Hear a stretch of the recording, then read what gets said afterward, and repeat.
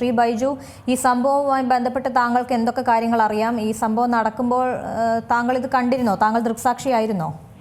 ഇല്ല, ഞാനിത് നടക്കുന്ന സമയത്ത് അവിടെ ഇല്ല. ഏകദേശം രാത്രി 11:30 മണിയോട് കൂടിയാണ് ഈ സംഭവം ഇവിടെ നടന്നത്.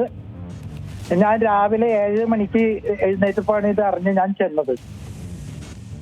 ഇതിപ്പോ ഒരു വലിയ പദവിയിലിരിക്കുന്ന ഒരു ഉദ്യോഗസ്ഥർ, CSF ഉദ്യോഗസ്ഥരാണ് ഇത്തരത്തിലൊരു കൃത്യം നടത്തിയെന്ന് പറയുമ്പോൾ തന്നെ ഒരു അത്ഭുതം സംഭവിക്കുകയാണ് അവിടെ. നമുക്ക് ദൃശ്യങ്ങൾ കാണുന്നത് ആ ബോണറ്റിൽ മുകളിൽ കിടത്തിക്കൊണ്ട് ഇങ്ങനെ കുറേ ദൂരം വണ്ടി പോകുന്നതൊക്കെ നമുക്ക് ദൃശ്യങ്ങൾ കാണുന്നതാണ്. അതെ. എന്താണ് ഇതുമായി ബന്ധപ്പെട്ട് താങ്കൾക്ക് ലഭിച്ച വിവരം എങ്ങനെയാണ്?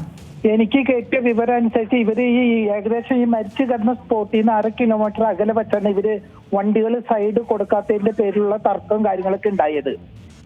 അവിടെ ഈ കൊല്ലപ്പെട്ട യുവാവിനെ അവിടെ നിന്ന് പ്രശ്നങ്ങൾ ഉണ്ടാവുകയും ഈ മരിച്ച യുവാവ് വണ്ടിയുടെ ബോണറ്റിന്റെ മുകളിൽ അള്ളിപ്പിടിച്ച് കിടക്കുകയും അവിടുന്ന് അവർ ഏകദേശം 1/2 കിലോമീറ്റർ ക്വാളിറ്റി എയർപോർട്ട് ഹോട്ടൽ എന്നുള്ള ഒരു ഹോട്ടലിന്റെ മുന്നിലൂടെ പോരുന്ന CCTV ദൃശ്യങ്ങളാണ് നമ്മൾ കണ്ടുകൊണ്ടിരിക്കുന്നത്.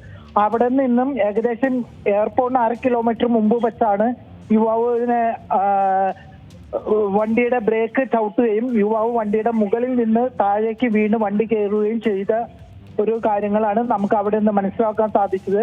അതോടൊപ്പം 2 CSF ഉദ്യോഗസ്ഥരുണ്ടായിരുന്നു.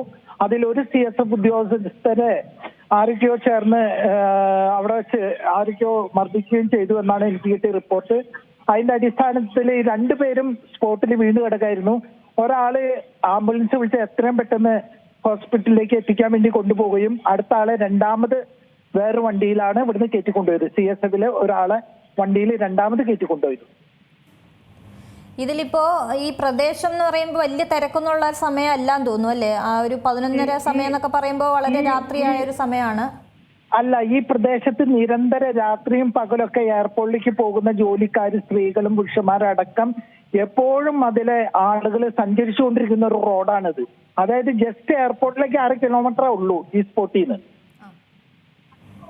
ഡ്യൂട്ടിക്ക് പോകുന്നവര് ഫുൾ ടൈം അതിൽ കൂടെ സഞ്ചരിക്കുന്ന ഒരു റോഡത്. അത് കൂടാതെ തന്നെ CSFിലെ ഒരുപാട് പേര് ആളുകളും മറ്റു ആളുകളൊക്കെ തിങ്ങിപ്പാർക്കുന്ന ഒരു ഏരിയയാണ് ഈ സംഭവം സ്പോട്ട്. ഇവിടെ CSFിന്റെ തന്നെ ഒരുപാട് ഫാമിലി താമസിക്കുന്നുണ്ട്. അവരുടെ ഹോസ്റ്റൽ കാര്യങ്ങളുണ്ട്. അത് കൂടാതെ എയർപോർട്ടിലുള്ള മറ്റ് സ്റ്റാഫുകളൊക്കെ ഈ ഭാഗത്ത് ലേഡീസും ജെന്റ്സും ഒക്കെ താമസിക്കുന്ന ഒരു ഏരിയയാണ്. ശരി ബൈജു, എന്തായാലും പ്രതികരിച്ചതിന് നന്ദി.